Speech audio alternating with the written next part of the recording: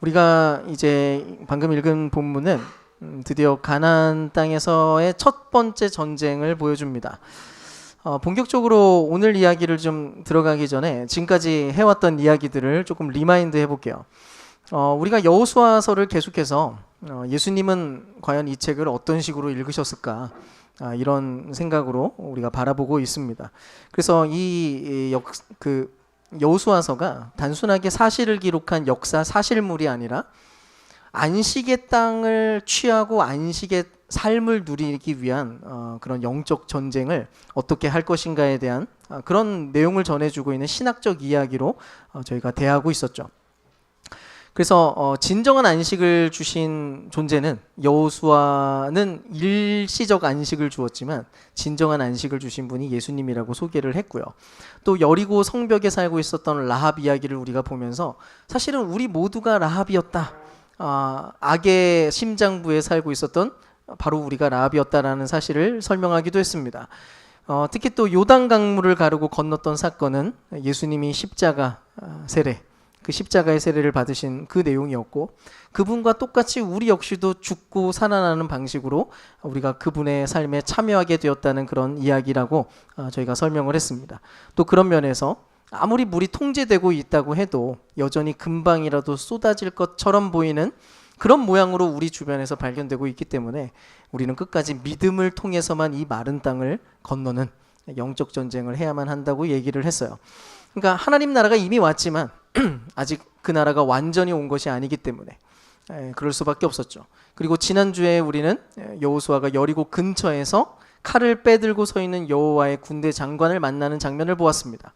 물론은 처음에는 이제 여호수아가 엉뚱한 질문을 던졌죠. 근데 결국은 그분 앞에 엎드리고 모든 통제권을 그분께 드리고자 신을 벗은 장면까지를 우리가 보았습니다. 전쟁 준비가 이제 끝난 거예요.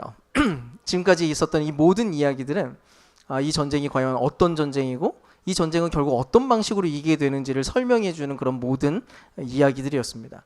그래서 지금까지 이야기들은 아마 여호수아의 서론이라고 생각할 수 있을 것 같아요.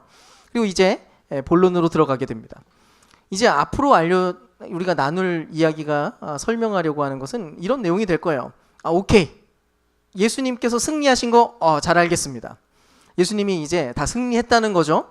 이제 그래서 우리에게 그 땅을 주시겠다는 거죠. 이미 약속이 우리에게 주어졌다는 거죠. 승리가 보장되었다는 거 이해합니다.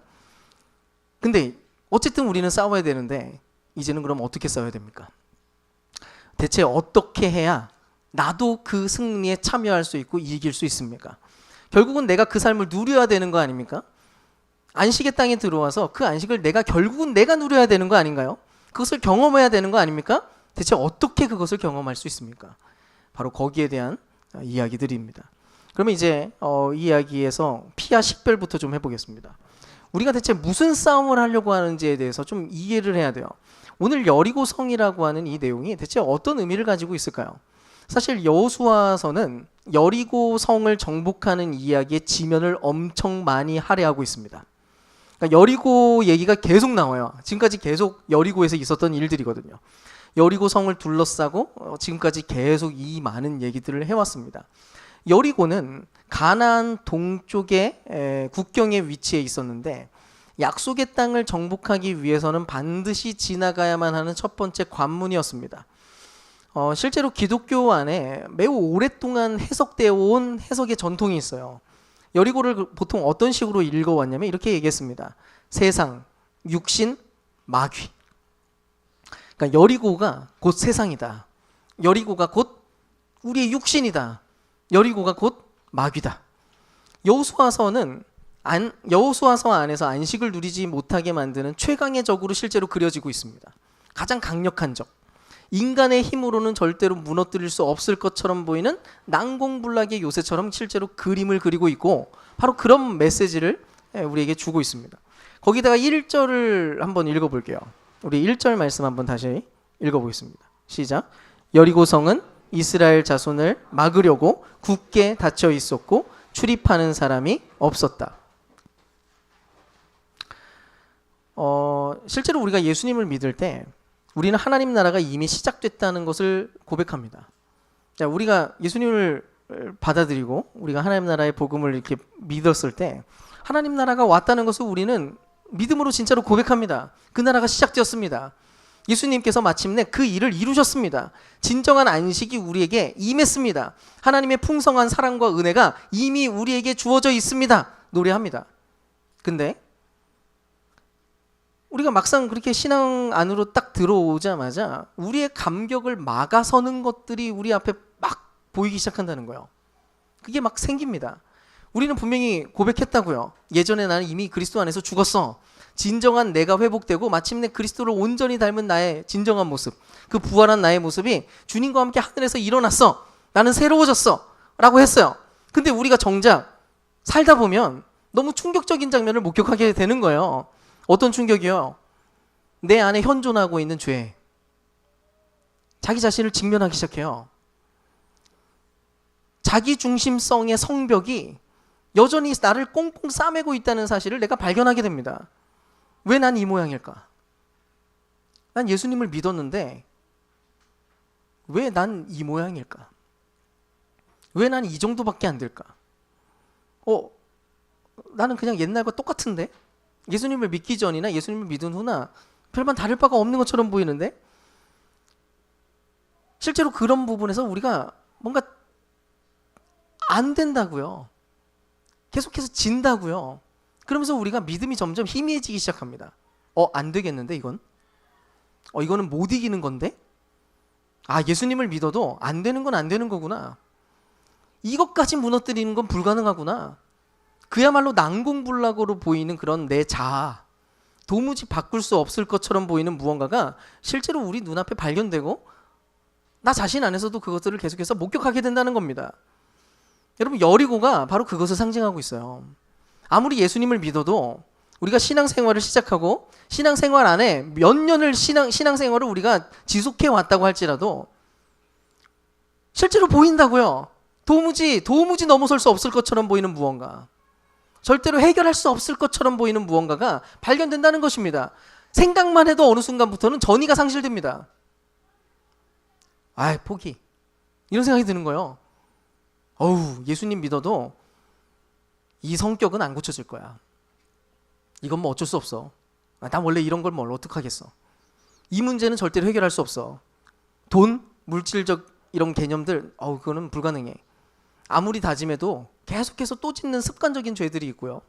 아무리 극복하려고 해도 끊임없이 떠오르는 염려의 성벽들이 막 쌓아 올려져 있고, 도무지 해결될 것 같지 않은 내 인생의 고통스러웠던 상처들이, 그것들이 계속해서 발견되고 나를 막 발목을 잡고 있다는 거예요. 마음의 벽을 쌓은 채로 난 저 인간은 절대로 용서하지 않을 거야, 이렇게 다짐하고 있는 관계 장벽도 마찬가지입니다. 그 벽이 너무 높은 거예요. 한번 여러분 곰곰이 생각해 보십시오. 혹시 시작부터 지고 들어가고 있는 싸움은 없습니까? 여러분, 이미 졌다라고 생각하고 있는 어떤 부분들을 갖고 있지 않습니까? 처음부터 아예 싸울 생각을 안 하고 있는 어떤 부분은 없습니까? 이거는 난 싸우기 싫어. 그냥 운명처럼 받아들이고 있는 어떤 그런 장애물은 없느냐는 거예요. 그것 안에서는 도무지 안식을 누릴 수 없는 어떤 무언가가 있다는 것입니다. 이게 개인적인 것들만 있는 게 아니에요. 개인적인 건 당연히 있고요. 하나님 나라의 가치와 안식을 막아서고 있는 구조적인 악들도 마찬가지입니다. 하나님 나라가 왔다는 것은 나에게만 온 게 아니에요. 온 세상 가운데 왔지. 근데 우리가 보고 있는 세상은 그렇게 안 보인다고요. 세상에 있는 구조적인 악들은 너무 견고해서 도무지 인간의 힘으로는 개선의 여지가 없어 보입니다. 우리 대한민국 사회든 교회든 마찬가지예요. 사실 수많은 교회 안에도 이건 절대로 안 돼, 이건 불가능해, 그렇게 못 박은 것들이 한가득입니다. 한번 사랑만 예로 들어볼까요? 사랑, 하나됨이라는 단어는 교회가 그렇게 많이 말하는 단어예요. 맨날 사랑 얘기하고 하나됨 얘기하거든요. 근데 사랑과 하나됨이라고 하는 게 공동체 안에서 실제로 구현되는 것을 기대하고, 그래서 그것을 진실되게 싸움을 시도하는 교회들을 찾아보는 것은 매우 어려운 일입니다. 오히려 교회 안에 엉겨붙어 있는 수많은 분노와 싸움을 그냥 놔두고 이렇게 생각해요. 어쩔 수 없어, 이건 불가능해, 그렇게 생각을 해요. 그래서 여러분, 보통 교회에서 구역 편성할 때마다 제일 골치 아픈 게 그거거든요. 성도들 사이에 있는 오랜 역사 속에 있었던 수많은 미움과 싸움의 관계들을 잘 파악해서 서로 갈라줘야 돼요. 안 그러면 난리가 나거든요. 구역 편성 하자마자 막 수많은 컴플레인이 들어옵니다. 그렇게 어쩔 수밖에 없다는 거예요. 그럴 수밖에 없다. 체념하면서 삽니다. 또 성장이요? 그리스도를 닮아가는 삶? 말은 무성한데 장로님이 되시고 권사가 되어도 여전히 어린아이처럼 계속해서 자기 권리를 찾으면서 끊임없이 사람과 사람이 싸우고 있는 장면을 목격하게 됩니다. 그리스도께서 싸우셨겠습니까? 그리스도께서는 자신의 생명을 내어주셨습니다. 근데 그렇게 안 되는 거예요. 몇 년이 지나고 수십 년이 지났는데. 그런데 그런 현상을 보면서 어떤 생각을 하냐면 이렇게 생각을 하죠. 어쩔 수 없지 뭐. 당연한 거야. 뭐 다 그래. 어쩔 수 없어. 기대를 안 하는 겁니다. 기대가 없어요. 신앙생활을 하다 보면 오랫동안 우리가 신앙생활을 하고 나이가 어느 정도 들고 나면 나는 예수님처럼 닮아가겠지라고 하는 기대가 없는 거예요. 왜요? 난공불락처럼 보이거든요. 불가능해. 여리고에서 문을 굳게 닫고 있어요. 이스라엘이 혹시 다 들어올까 봐 출입하는 사람이 없게 만들려고 하고 있어요. 그리고 우리 삶에도 그게 발견됩니다. 여러분, 우리 앞에는 대체 무엇이 여리고성처럼 굳게 닫혀 있나요? 뭐가 여러분의 전의를 상실하게 만듭니까? 무엇이 꿈꾸지도 못하게 하고 기대하지도 못하게 만들고 있습니까? 처음부터 아예 상대할 마음 자체를 식어버리게 만들고 있느냐는 거예요. 여러분, 저는 소망이 있고 꿈이 있습니다. 비록 저의 원래 성품은 개떡 같았는데 날마다 주님을 닮아서 온유해지는 소망을 저는 갖고 있습니다. 그렇게 되어가는 것을 보면서 즐겁습니다. 내 유익만 추구하는 수준의 모습이 아니라 마침내 주님처럼 아버지의 나라를 꿈꾸면서 얼마든지 나 자신을 거침없이 내어주는 사람이 되기를 저는 소망합니다. 아직 못 그래도. 결국 세상에서 가장 매력적인 인간이 되기를 저는 소망합니다. 아직 안 그래도. 동시에 교회를 향해서도 꿈이 있습니다. 저는 이 땅의 모든 교회가 하나님 나라를 누리며 살아내는 공동체가 되기를 꿈꿉니다. 적어도 우리 진실한 숲교회가 그런 교회가 되기를 간절히 소망합니다. 하나님과 깊은 사랑을 누리는 공동체, 상처가 회복되고 아름다움을 막 만들어가기 시작하고 서로 깊이 있고 진실한 사랑을 하기 위해서 서로를 끊임없이 바라보는 공동체, 좀 싸우더라도 다시 어떻게든 화해하고 사랑을 실천하려고 하는 시도하는 그런 공동체, 그래서 마침내 세상 한가운데서 빛과 소금으로 발견되는 공동체. 저는 이 일이 이미 시작되었다는 것을 믿고 또 마침내 풍성하게 더 큰 꽃을 피우게 되고 열매를 맺게 될 것을 소망하고 확신합니다. 그렇다면 이제 생각할 건 이겁니다. 어떻게 이 난공불락의 여리고성을 무너뜨릴 수 있을까요? 대체 우리는 어떻게 그렇게 될 수 있느냐는 겁니다. 어떻게 이 소망이 진짜로 이루어질 수 있겠느냐는 겁니다. 이제 하나님께서 알려주신 전략과 전술이 소개되고 있는데 이 이야기는 굉장히 이상한 이야기였어요. 먼저 군대 배치를 설명해요. 근데 맨 앞에는 무장한 군인이 일단은 그래도 있어요. 그래서 괜찮아 보여요. 근데 그 바로 뒤에는 7명의 제사장이 칼을 들고 있는 게 아니라 양강 나팔을 들고 서 있습니다. 맨 앞 선봉에 무장한 군인 몇 명 놔두고 제사장들이 나팔을 들었어요. 그 뒤에는 4명의 제사장이 어깨에 언약궤를 메고 섭니다. 그리고 그 뒤로 이제 군대가 쭉 늘어서 있는 그런 행렬이었어요. 자, 이 진영이 전투에 적합한 올바른 진영인가? 전혀 그렇지 않습니다. 오히려 이 진영은 실제로 군대가 축제나 어떤 행사를 진행할 때 하던 그 행사 방식의 진열 상태와 거의 똑같았습니다. 거기다가 전술은 더 기가 막혀요. 엿새 동안 매일 나팔을 불면서 한 바퀴씩 그냥 성 주위를 돌래요. 나팔을 불면서 돌아라. 그리고 마지막 7째 되는 날에는 7바퀴를 돌고 나팔을 길게 부는 순간에 큰 소리를 외치랍니다. 그러면 성벽이 무너질 거라는 거예요. 자, 근데 오늘 이 이야기는 이렇게 순종을 했더니 절대로 무너지지 않을 것처럼 보였던 난공불락의 요새가 순식간에 무너져 버렸다는 것입니다.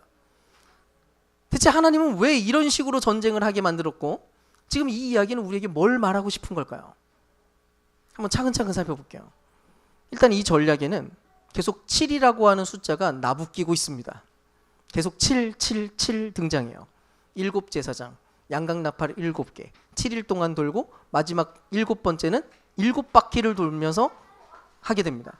어쨌든 이 7이라고 하는 숫자는 고대 근동에서 군사적 그리고 제의적 방식으로 사용되었고 실제로 그 문헌들을 보면 이 7이라고 하는 숫자가 군사적 그리고 제의적 행동을 할 때 막 7이라는 숫자가 막 등장을 해요. 성경에서만이 아니라. 여리고 전투 이야기와 유사한 얘기가 하나 있는데 가나안 북부 우가릿 왕국 문헌 중에 키르타 서사시라고 하는 책이 있습니다. 거기 보면 우가릿 왕이 엘이라고 하는 신이 계획하고 있었던 군사작전에 참여하게 돼요. 그러니까 우가릿 왕이 이제 신의 작전에 참여합니다. 그때 7일 동안의 행군을 하고 그리고 7일 동안 포위를 해서 적의 항복을 이끌어내는 작전이 거기에 등장을 해요. 여리고 전투랑 꽤 비슷하죠. 거기에 이런 내용이 하나 있어요. 왕은 가서 신들을 모셔올 것이다. 모든 사람이 걸어서 신들을 따라가고 왕 자신은 모든 사람보다 7배를 걸어갈 것이다. 자, 7이라고 하는 숫자를 사용해서 지금 뭘 얘기하고 있냐면 신을 불러오는 일, 신의 임재를 요청합니다. 지금 이 문헌에서 보면 7이라고 하는 모든 숫자들을 왜 쓰고 있냐면 신을 불러오기 위해서 썼다는 거예요. 그리고 여리고성에서 진행되고 있는 이 전투에서도 7이라고 하는 숫자가 계속해서 나타나고 있는 이 향연이 벌어지고 있는 이유도 하나님의 임재를 묘사하려고 하는 개념과 계속해서 맞물리면서 등장하기 시작합니다.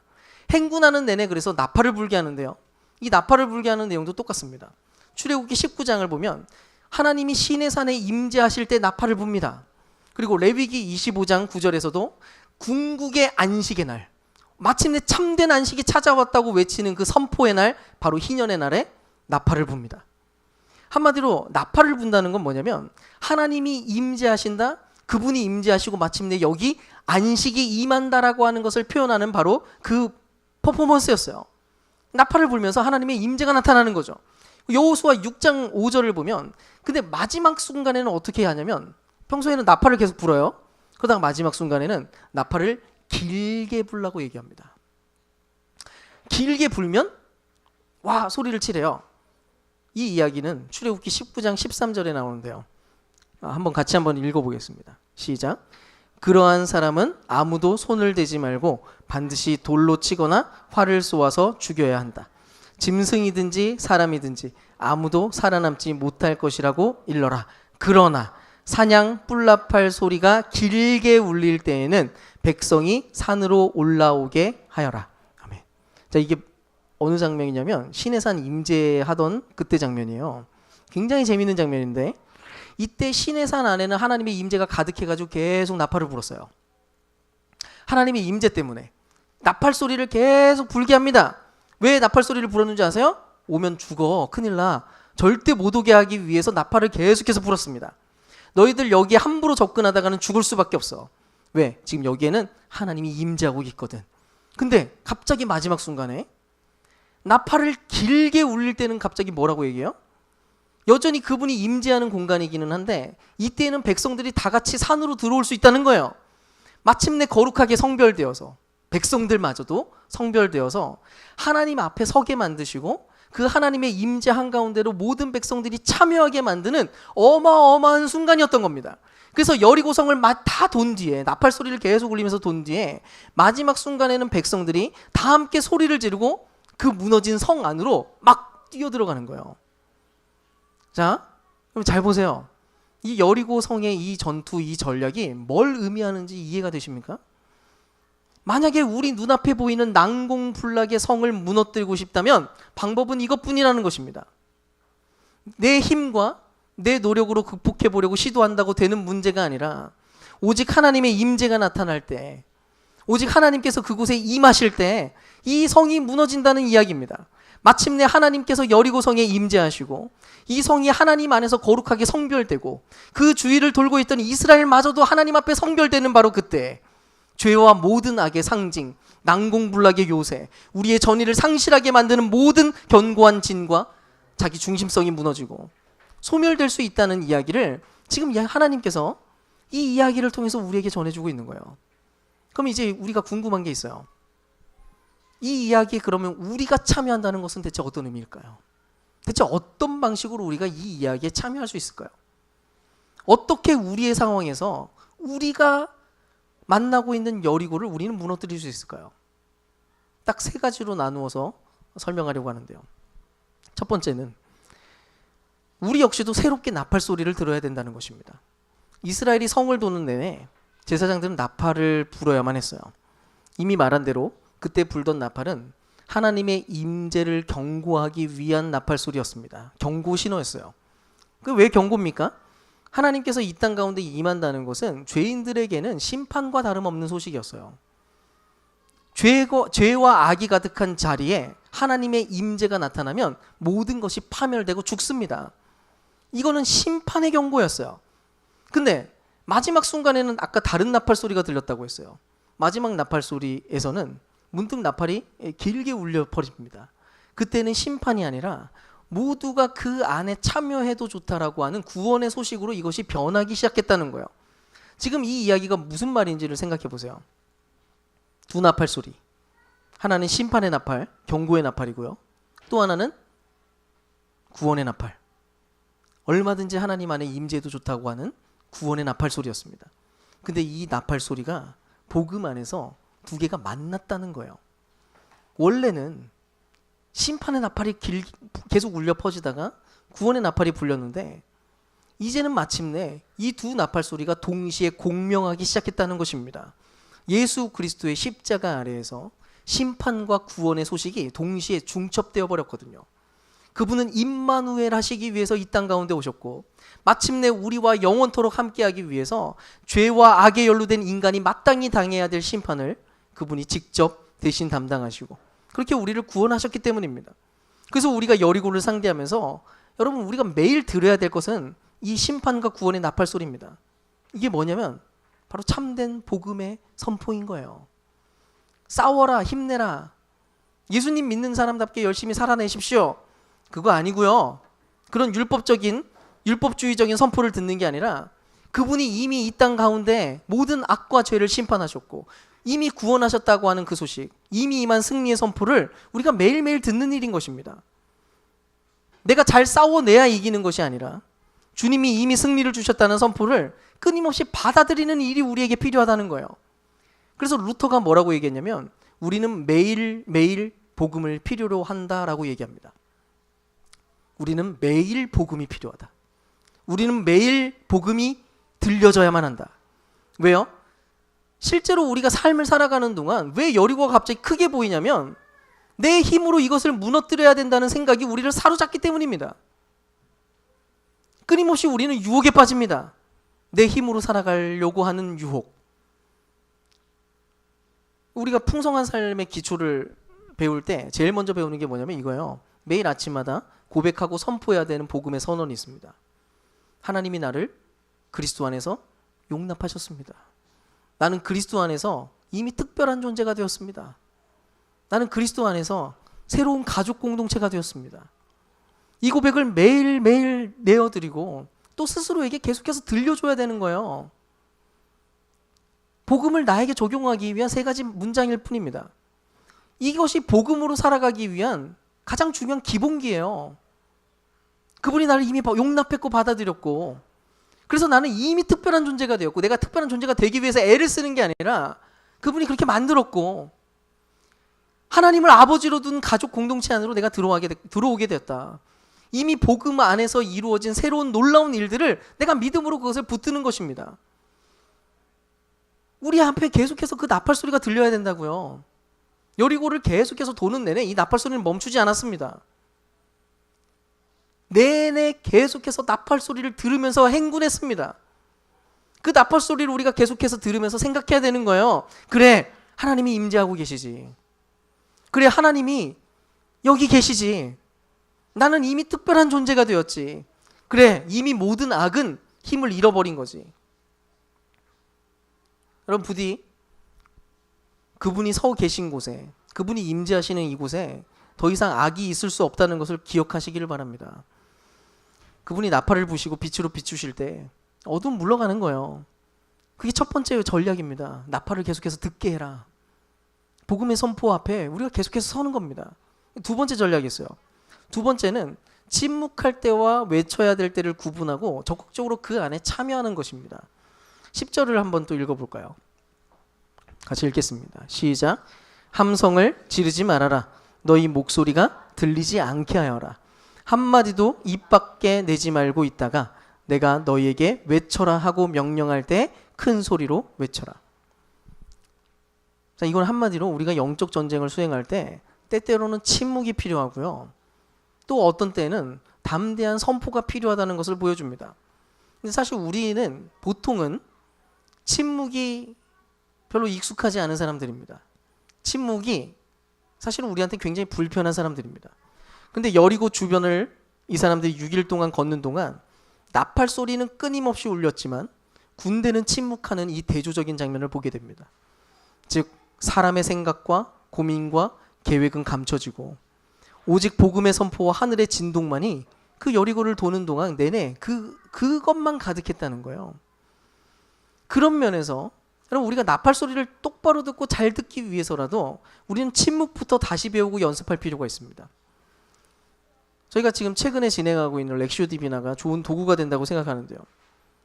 이래나 저래나 내 생각은 최대한 좀 절제하고 내면에 있는 그 소음들을 계속해서 가라앉히는 시도가 우리에겐 필요합니다.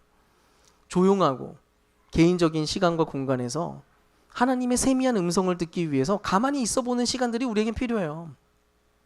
그만 좀 떠들어대고 그만 좀 내 머릿속에 있는 생각을 좀 그만 묵상하고 그분 앞에서 좀 잠잠하게 좀 기다려보는 거죠. 무언가 그분에게 새로운 이야기들을 듣지 못해도 괜찮습니다. 이미 우리가 듣고 있는 복음의 나팔 소리만으로도 우리에게 충분해요. 그저 그 앞에서 내면의 불안과 걱정과 각종 판단들을 가라앉히는 거죠. 어쨌든 이런 침묵의 시간을 우리가 갖지 않으면 복음의 소리가 내 생각이 만들어내는 수많은 소음들에 파묻힐 가능성이 높습니다.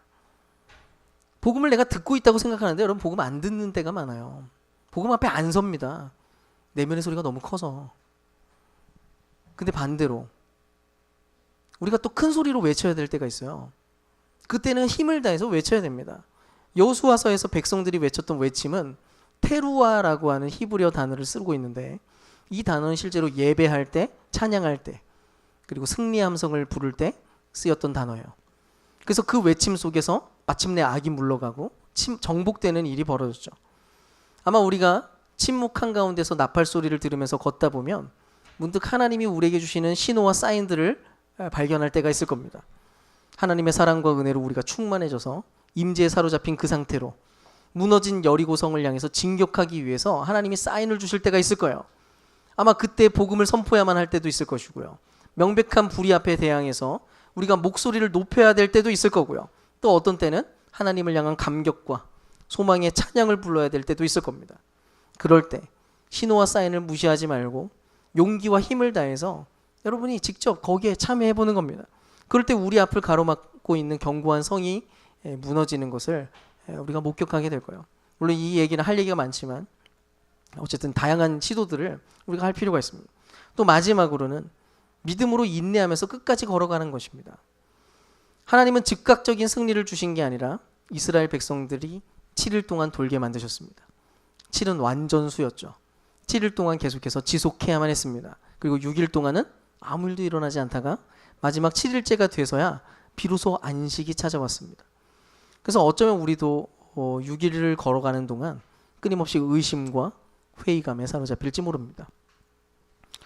날마다 복음 앞에 서고 침묵하고 또 외쳐야 될 때를 기다리고 있는 이 모든 순간들 동안 여전히 내 성격은 그대로인 것 같고 내 앞에 있는 문제들은 여전해 보이고 여전히 미운 인간들은 또 미운 짓거리를 하고 있고 더 심해지는 그런 상황들을, 세상의 구조적인 악들은 점점 더 더해가는 그런 모양들, 공동체가 성장하거나 공동체가 더 아름다워지는 속도가 가파르게 성장하지 않은 그런 모습들, 더디게 지나가는 그런 모양들도 우리가 계속해서 발견할지도 모릅니다. 근데 갈라디아서 6장 9절은 말합니다. 한번 같이 읽어볼까요? 시작. 선한 일을 하다가 낙심하지 맙시다. 지쳐서 넘어지지 아니하면 때가 이를 때에 거두게 될 것입니다. 아멘. 선한 일을 하다가 낙심하지 맙시다. 넘어지지 않으면 때가 이를 때, 언젠가 그 때가 이를 때 거두게 될 것입니다. 그래서 부탁드립니다. 지금 당장 너무 엄청나고 극적인 변화에 집착하지 마시고 대단한 성과나 성취를 바라보지 마십시오. 오히려 여리고성을 바라보지도 마시고 여리고성에 균열이 가고 있는지 안 가고 있는지 그거 들여다보지도 마십시오. 나팔 소리를 들으시고 침묵하며 걸어가는 겁니다. 오히려 우리의 작고 일상적인 신실함에 여러분이 집중하는 것입니다. 그것으로 충분합니다. 작은 순종과 작은 영적 생활들을 멈추지 않고 걸어가는 거, 그게 우리에게 제일 중요한 문제인 거예요. 현대사회는 즉각적인 만족을 추구하고요. 그것에 혈안이 되어 있습니다. 근데 여러분, 우리는 그렇게 부름받은 사람이 아닙니다. 영적인 만족도 똑같아요. 영적인 만족도 한 술에 우리가 순식간에 배부를 수 없습니다. 오히려 우리는 지연된 만족을 배우며 살아갑니다. 이 지연된 만족 한가운데서 우리는 인내를 배우고 이 인내가 마침내 놀라운 열매를 맺게 만드는 통로로 끊임없이 사용됩니다. 여러분, 그 사실을 절대로 잊어버리지 마십시오. 마지막 7일째가 되는 그날이 올 겁니다. 언젠가 6일의 모든 시간들, 좀 불편하고 힘들어왔던 침묵의 시간들이 지나가고 나고 마침내 7일째 주님의 사인이 올 때가 올 겁니다. 이스라엘 백성 모두가 여리고성이 무너졌던 것을 보았던 바로 그 장면을 우리도 주님 다시 오시는 그날에 모든 악이 무너지는 것을 우리도 목도하게 될 것이고 그 앞에 참여하게 될 것입니다. 이제 말씀을 마치려고 합니다. 이미 약속의 땅을 밟기 시작했는데도 우리 안에는 여전히 무너지지 않을 것처럼 보이는 여리고성이 우뚝 서 있을지 모릅니다. 근데 오늘 이야기는 그게 무엇이든지 간에 우리의 힘이 아니라 그분의 임재로, 그분의 임재 앞에서 결국 무너질 것으로 단언하고 있습니다. 여러분, 이 이야기를 믿는다면 이제 우리가 할 일은 매우 단순해집니다. 매일 복음의 나팔 소리를 듣는 일, 때로는 침묵하지만 또 때로는 하나님의 사인 앞에서 담대하게 외치면서 그러나 그 6일 동안의 모든 날들을 인내로 걸어가기로 결정하는 것이죠. 당장 극적인 승리의 모양들이 발견되지 않더라도 절대로 조급해지지 마십시오. 어느 순간에도 낙심하지 마십시오. 나팔 소리를 듣는 일에 오히려 집중하시고 내가 지금 어디를 향해 걷고 있는지 그 발걸음에 집중하십시오. 그 작고 일상적인 신실함을 붙들고 걸어갈 때 결국 그날은 오고야 말 테니까요. 우리 그날을 생각하면서 그 소망을 가지고 우리 함께 기도합시다.